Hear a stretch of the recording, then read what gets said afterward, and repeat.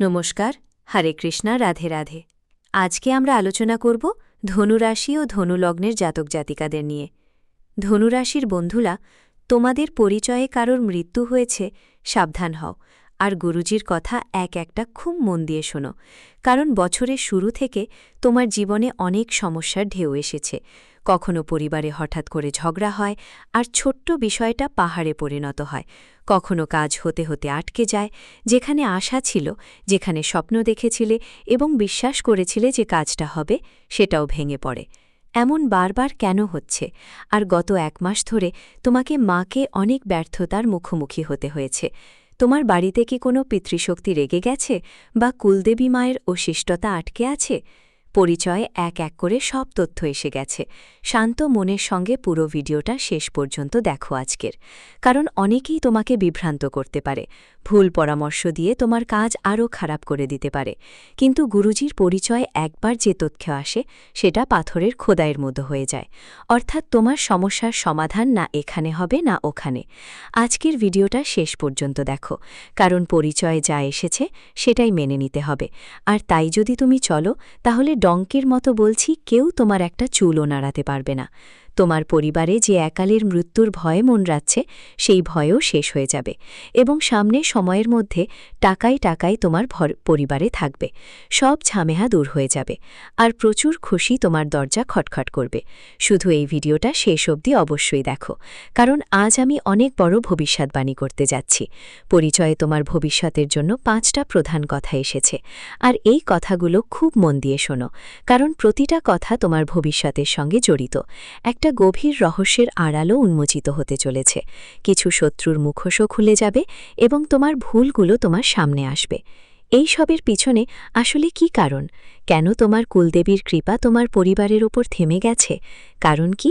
তোমার বাড়িতে পিতৃশক্তি রেগে বসেছে, যার জন্য তোমার কাজগুলি ইচ্ছা করেও ঠিকঠাক হচ্ছে না, আর তুমি সামনে এগোতে পারছো না। যতক্ষণ না তুমি সমস্যার সমাধান করবে, যতক্ষণ না পরামর্শ মনোযোগ দিয়ে শোনো, আজকের ভিডিওতে আমি তোমাকে প্রতিটি বিষয় বলবো। তোমাকে শুধু একটু সময় দিতে হবে, এবং এই ভিডিওটা শেষ অবধি দেখতে হবে। প্রথমেই, যদি তুমিও আবেদন করতে চাও, তাহলে দ্রুত ভিডিওটা লাইক দিয়ে কমেন্ট বক্সে জয় বাগেশ্বর তালাজি লিখো। আজকে তোমার কাজ নিশ্চিত হবে। কিছুদিন ধরেই তুমি মানসিকভাবে খুব ক্লান্ত দেখাচ্ছ, চাইলেও তোমার সমস্যা কাউকে বলতে পারছো না, কারণ মনে হয় সবাই তোমার মজা করবে, তোমার দুর্বলতার সুযোগ নিয়ে বারবার তোমাকে কষ্ট দেবে। কারণ অনেক সময় এমনটাই হয়েছে, যাদের কাছে তুমি তোমার সমস্যা বলেছ, তারা আরও বেশি তোমার ব্যবহার করেছে। কিন্তু এখন পরিবর্তনের সময় শুরু হয়ে গেছে। যেদিন থেকে বছর শুরু হয়েছে, তোমার কুণ্ডলিতে রাহু, শুক্র আর মঙ্গল, এই 3 গ্রহ ভালো অবস্থায় নেই। তোমাকে স্পষ্টভাবে বলে দিচ্ছি, রাহুর বারবার দুর্বল হওয়ার কারণে তুমি সিদ্ধান্ত নিতে পারছো না। যখনই কোনো বড় সিদ্ধান্ত নিতে হয়, তুমি ঘাবড়িয়ে পড়ো, ভয় পেয়ে যাও। হবে কি হবে না এ নিয়ে ভাবতে ভাবতে ওপর থেকে আশেপাশের মানুষগুলো তোমাকে উস্কে দেয়, আর তুমি পুরোপুরি পিছিয়ে পড়ে যাও যে আমার থেকে তো হবে না। এরকম হয় কারণ সাল পাল্টেছে। তোমার কুণ্ডলিতে রাহু দুর্বল অবস্থায় দেখা দিচ্ছে, আর মঙ্গল আর শুক্র তোমার মান সম্মানকে আঘাত করছে। তুমি নিশ্চয়ই অনুভব করছো, গত কিছুদিন ধরে মানুষ তোমাকে আগের মতো গুরুত্ব দিচ্ছে না। আগে তারা তোমার সঙ্গে সামনে থেকে দেখা করত, এখন তোমাকে উপেক্ষা করতে শুরু করেছে, তোমার কথা কাটা শুরু করেছে। মানুষ তোমাকে গুরুত্ব দেওয়া বন্ধ করে দিয়েছে, যার কারণে তোমার মনে হচ্ছে এখন আমার আর কোনো মূল্য নেই, এখন আমার মধ্যে আগের মতো কোনো জিনিস নেই। এই ভাবনা নিয়ে তুমি নিজের মনোবল কমিয়ে ফেলছো।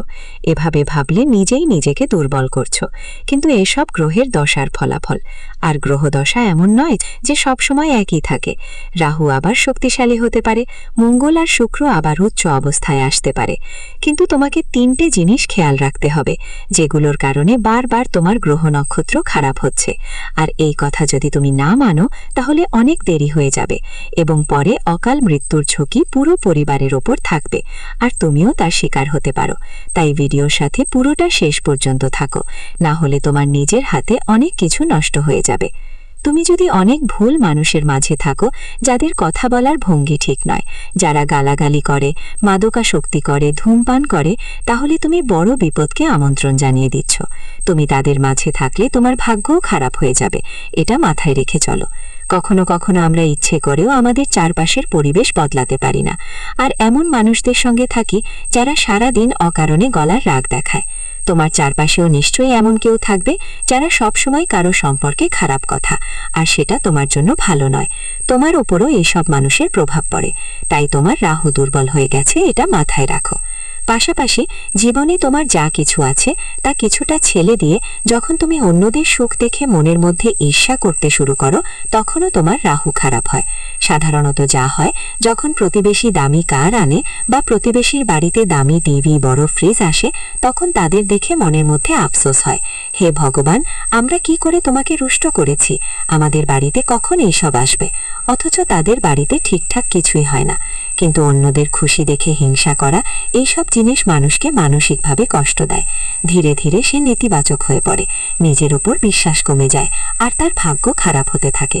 যার ফলে কি হয়, সিদ্ধান্ত নিতে কষ্ট হয়, সমস্যাগুলো বেড়ে যায়, আদালতে ঝামেলা বাড়ে, ভাবমূর্তি নষ্ট হয়, আর্থিক ক্ষতি হয়।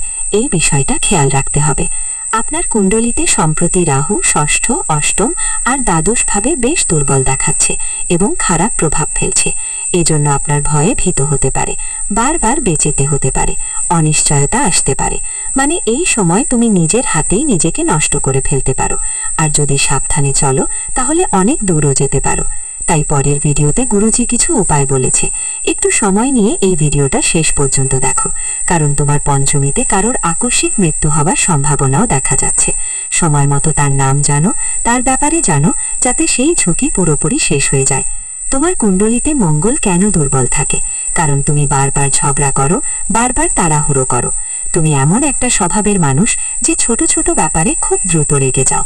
কেউ তোমাকে এমন কিছু বললে যা পুরনো হয়ে গেছে, অতীতে চলে গেছে, তবুও তুমি সেটা শুনে রেগে যাও এবং সেই মানুষকে বোঝাতে শুরু করো। এভাবেই সমস্যা শুরু হয়, যার ফলে বারবার দুর্ঘটনা ঘটে। তুমি দেখেছ নিশ্চয়ই, তোমার গাড়ি বারবার কারোর সাথে ধাক্কা খায়, বারবার নিচে পড়ে যায়, গাড়ির খরচ বারবার হয়, দুর্ঘটনা বারবার ঘটে, শরীরে আঘাত লাগে। এভাবেই জীবনে নানা রকম সমস্যা আসে। কি কি সমস্যাগুলো আসে? জমি জায়দাতের ঝুঁকি বাড়ে, একথা তোমার মাথায় রাখতে হবে। কিন্তু সমস্যা হলো, শেষ পর্যন্ত তোমার জীবনে এত টাকা সম্পর্কিত সমস্যা কেন হলো? প্রায়শই আমাদের কমেন্ট বক্সেও একই প্রশ্ন থাকে, গুরুজি, আমাদের জীবনে অনেক টাকা আসে, আমরা উপার্জনের ক্ষমতাও রাখি, কিন্তু সঞ্চয়ের সুযোগ বারবার শেষ হয়ে যায়। আমরা অনেক পরিশ্রম করে এক এক করে জমাই, সঞ্চয় করি। বন্ধুরা, ভিডিওর মাঝে গুরুজির একটা জ্ঞান শেয়ার করছি, একদম মনোযোগ দিয়ে শুনতে, তারপর ভিডিও আবার শুরু হবে। সবচেয়ে প্রথমেই বলতে হবে ধনের মালিক কুবের, আর তারপর আসে লজ্জা। কিন্তু আগে আমরা লজ্জার কথা বলি। বন্ধুরা, 4 জিনিসে কখনো লজ্জা পেও না। প্রথমটা হলো পুরনো জামা কাপড়।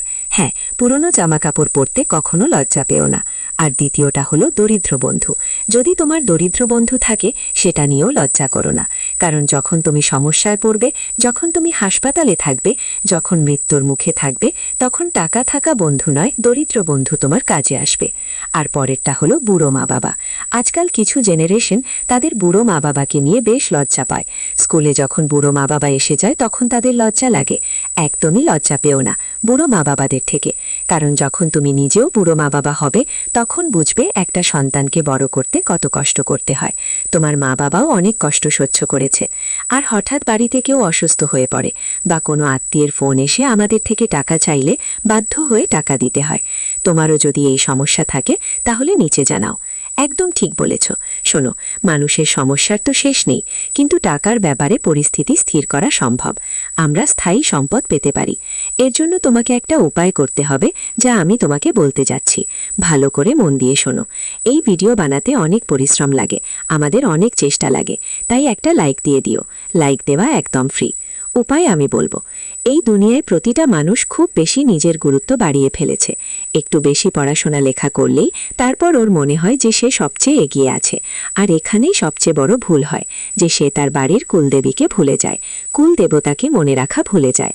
আসলে দেখলে, আজ যদি আমাদের শরীর চলছে, নাড়িতে রক্ত প্রবাহিত হচ্ছে, আমাদের জেনেটিক্স পুরোপুরি আমাদের কুলদেবী দেবতাদের কাছ থেকে এসেছে। আমাদের রক্তের সঙ্গে তাদের শক্তি প্রবাহিত হচ্ছে। আর যখন তুমি তাদের স্মরণ করো না, তাদের প্রণাম করো না, তখন তোমার বাড়ি পুরোপুরি কষ্টে ভরে ওঠে। তোমার শরীর অসুস্থতার বাড়ি হয়ে যায়, টাকা আসতেও থেমে যায়, আর চাইলেও টাকা বাড়িতে টিকতে পারে না। তাহলে তোমার জীবনে যে টাকার সমস্যা, টাকার সংকট আছে, বাড়িতে বারবার কেউ না কেউ অসুস্থ থাকে, তার পেছনে সবচেয়ে বড় কারণ হতে পারে কুলদেবীর রাগ। হতে পারে তোমার জানা নেই তোমার কুলদেবীকে, ওদের নাম কি। একটা জিনিস মাথায় রাখতে হবে, যারা মা দুর্গা, মা পার্বতী, মা লক্ষ্মী, তাদের যে কোনো একটিকে তোমার কুলদেবী ধরে নিতে পারো, কারণ সব মাতৃত্ব একটাই এবং আমাদের সেই শক্তির পূজা করতে হবে। আর যদি তুমি তোমার কুলদেবীর নাম জানো, হ্যাঁ, এটা খুব ভালো কথা। এত কিছু জানার পরেও যদি তুমি ওদের কথা মনে না করো, তাহলে সেটা তোমার জন্য সবচেয়ে দুর্ভাগ্যের ব্যাপার, কারণ সম্প্রতি সমস্যা ঠিক এই কারণে আটকে আছে। আর অনেকেই জীবনে এই সমস্যার মুখোমুখি হচ্ছেন। অনেকবার বাড়িতে একটার পর একটা মৃত্যু ঘটে, আর মৃত্যুর কারণও বুঝে ওঠা যায় না। এটা বারবার যে অকাল মৃত্যু হয়, তার মানে কুলদেবীর রাগও প্রকাশ পায়। তাহলে তোমার কোথায় কোথায় ভুল হয়েছে, এখন আমি তোমাকে সব কথা বলবো। পরিচয় এসেছে, আর পরিচয় এটাও এসেছে যে তোমাকে কি ব্যবস্থা নিতে হবে। তাই একদম ভয় পেও না, কোথাও আওয়াজ করো না। পুরোটা শান্ত মাথায় এই ভিডিওটা একদম শেষ পর্যন্ত দেখো, কারণ এখন যা আমি তোমাকে বলবো সেটা তোমার মাথা ঘুরিয়ে দেবে। এমন কথা আগে কখনো শুনোনি, কিন্তু শুনলে তোমার মঙ্গল হবে। টাকা, টাকা আর টাকা হবে, তুমি ধনী হয়ে যাবে। তো গুরুজির পরিচয়ে প্রথমেই যে তথ্য এসেছে, তোমার সবচেয়ে বড় ভুলটা উঠে এসেছে। সেটা হলো তুমি তোমার পুরনো কোনো রীতি ভুলে গেছ। সময়ে আমাদের বড়রা প্রজন্ম থেকে প্রজন্ম যে শিক্ষাগুলো দেন, তা আমাদের দায়িত্ব যে আমরা সেগুলো ধরে রাখব এবং পরবর্তী প্রজন্মকে শেখাব। অনেক সময় আমাদের বাড়ির বড়রা কুলদেবীর পুজো করতেন, তাদের জন্য ব্রত রাখতেন, মন্দিরে যেতেন, কিন্তু যখন আমরা সেই কাজ বন্ধ করে দিই, তখন করুণা পাওয়া বন্ধ হয়ে যায়। এটা তোমার মাথায় রাখতে হবে।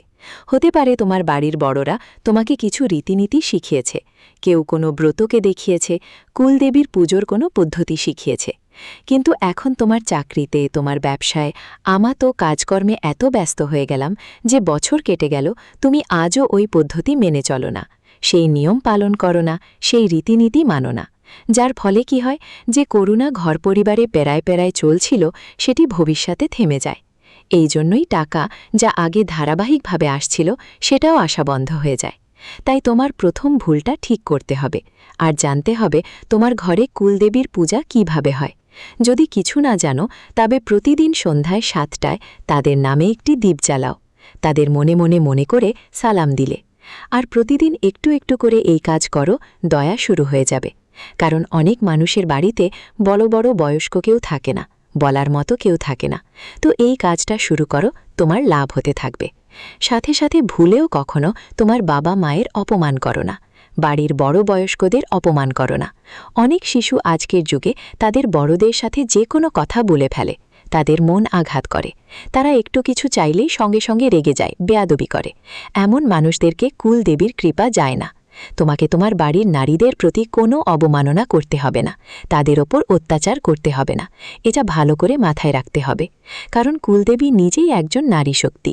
যখন কোনো নারীর প্রতি কষ্ট দেওয়া হয়, তখন সেই নারীর হৃদয়ে আঘাত করা ব্যক্তির প্রতি কুলদেবী কখনোই কৃপা করেন না।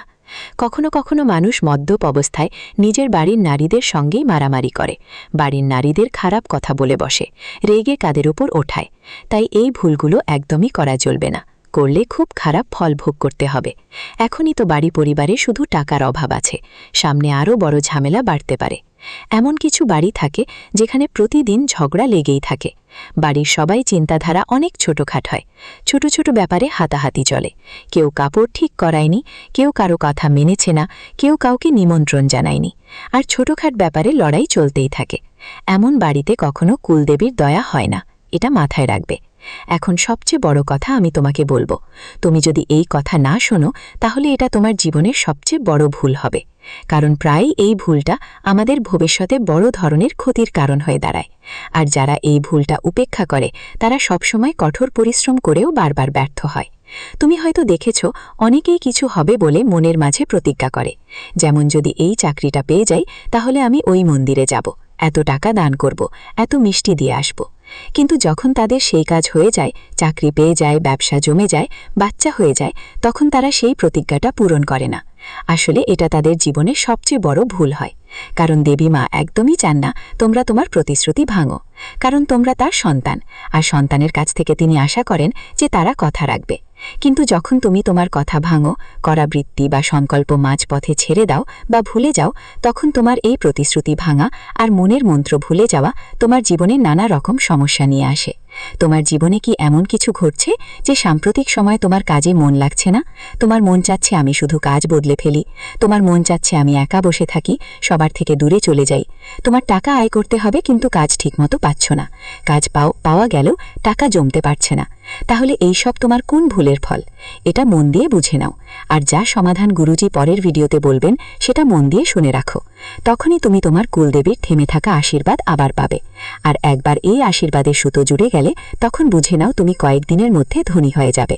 তোমার যা করতে হবে সেটা হলো সকালে স্নান করার পর সরাসরি বাড়ির মন্দিরে গিয়ে তোমার কুলদেবীর স্মরণ করা। জয় মাতাজি বলতে পারো, কুলদেবীর নাম নিতে পারো, শুধু তাদের প্রণাম করো। মনে এমন ভাব আসা উচিত না যে তুমি তাদের ভুলে গেছো। প্রতিদিন তাদের মনে করো, প্রতিদিন তাদের নাম নাও। যখনই শুক্রবার আসে লাল বা পিঙ্ক শাড়ি, ফুল, নারকেল অর্পণ করো। আর হ্যাঁ, প্রতিদিন দীপ প্রজ্বলন করতে হবে। সাথে মাসে একবার অষ্টমী বা নবমীর উপবাস করে দেখো। তোমার এত অসাধারণ লাভ হবে যে স্বপ্নেও ভাবতে পারবে না। যেসব কথা আমি তোমাকে বলছি এগুলো আমি বাতাসে ছড়াচ্ছি না, একটা একটা কথা পরিচয়ে এসেছে। তোমার রাশির আবেদন জমা পড়ে গেছে। আর যেসব কথা পরিষ্কার সেটা শুধু তোমার জন্যেই। যদি তুমি অষ্টমী আর নবমীর উপবাস শুরু করো, বছরে অন্তত একবার করো, তবুও তোমার লাভ শুরু হয়ে যাবে। সাথে সাথে যে পুরনো প্রথাগুলো চলে আসছে, যে বিধি নিয়মগুলো চলছে, সেগুলো তোমাকে সবচেয়ে বেশি প্রভাব দেবে। তাই সেটা খুঁজে বের করো, নিয়মগুলো মানা শুরু করো। বড়দের কাছে জিজ্ঞেস করো, তোমার আত্মীয় স্বজনদের থেকে খবর নাও।